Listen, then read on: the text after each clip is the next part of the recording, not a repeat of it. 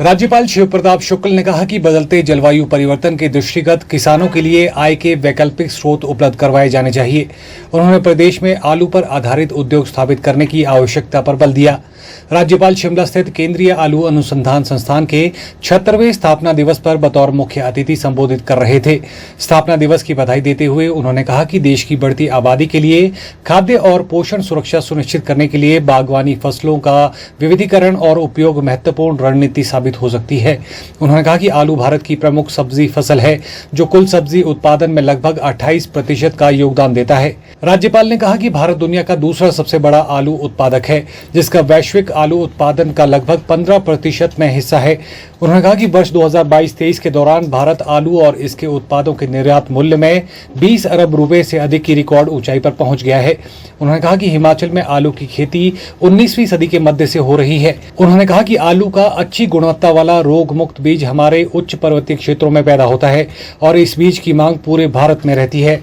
राज्यपाल ने इस अवसर पर ICAR CPRI शिमला के उत्कृष्ट कर्मियों को पुरस्कृत किया। उन्होंने संस्थान के कर्मचारियों को उत्तर भारत खेल प्रतियोगिता पुरस्कार भी प्रदान किया। उन्होंने किसानों को इस अवसर पर कृषि उपकरण वितरित भी किए।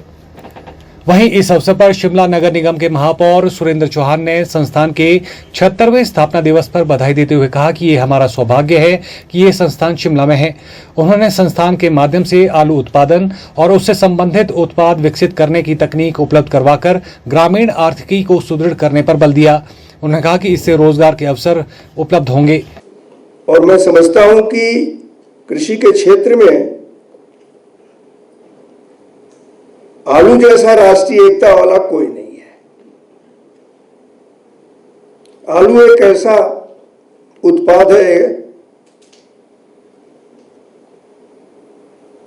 कि आप सोचिए कि आलू को सब्जियों का राजा माना जाता है। आलू के लिए कहा जाता है कि वह सब में मिल जाता है, सब में खप जाता है। अभी जब मैं बाहर देख रहा था तो उसमें अनेक प्रकार के उत्पाद ऐसे थे जो आलू से बने हुए थे। और अभी तो आज के कार्यक्रम के अध्यक्ष डॉक्टर संजय कुमार जी ने मेरे बच्चों को भी उत्साहित किया कि थोड़ा आलू की तरफ ध्यान दो, आगे तुम्हारे चेहरे के लिए बहुत अच्छा रहेगा।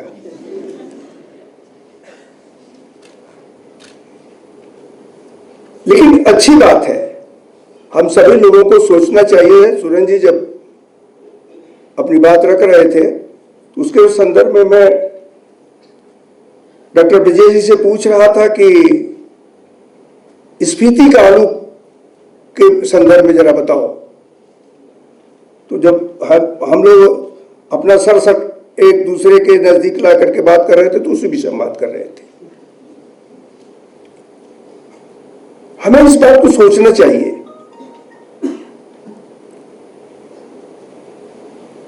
हिमाचल को पर्यटन का प्रदेश माना जाता है। हिमाचल में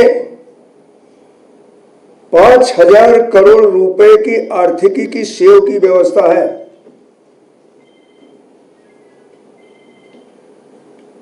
आज सोचिए कि जिस CSR की बात डॉक्टर संजय कुमार जी ने कहा, हमें सही है कि हिमाचल में जो अन्य उद्योग है उन उद्योगों से बात कर करके इस प्रकार के प्रोजेक्ट यहां तैयार करके लगाने चाहिए। तो इस कृषि प्रधान देश में भूख कौन मिटा सकता है, गरीबी कौन मिटा सकता है? आज भी लोग इस बात को कहते हैं कि किसान आसमान की तरफ देखता है,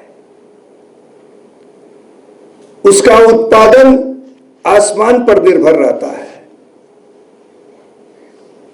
लेकिन वास्तव में अगर उसको वैज्ञानिक ढंग से कृषि की पद्धति को करना सिखाया जाए, वो समझ ले, तो आसमान पर देखने की निर्भरता उसकी कम हो जाएगी। 2050 तक मैं समझता हूं कि 1.67 अरब की आबादी दुनिया की हो जाएगी और सबसे अधिक कौन देश होगा? भारत ही है।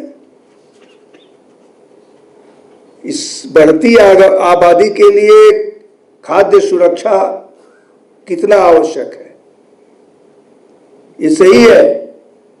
इसमें कहीं भी इफ बट नहीं है कि आज भारत सरकार 80 करोड़ ऐसे लोग जो गरीबी की रेखा के नीचे रह रहे हैं उनको खाद्य सुरक्षा दे रही है, भोजन दे रही है।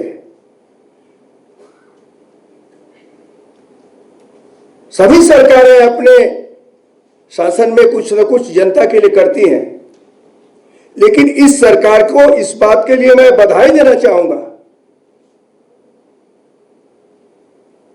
जो अपना हर अभियान गरीबी को मिटाने के लिए किया।